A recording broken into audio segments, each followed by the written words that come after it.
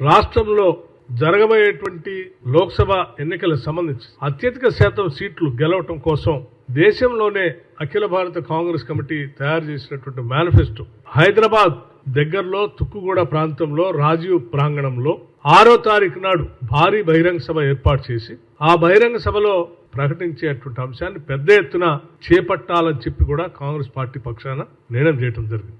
అధ్యక్షులు మల్లికార్జున్ ఖర్గే గారు, అట్లాగే రాహుల్ గాంధీ గారు, మిగతా నాయకులంతా కూడా, సోనియా గాంధీ గారు అందరూ వచ్చేటట్టుగా ఆ సభలో ప్రకటనలు కూడా ఉంటాయి.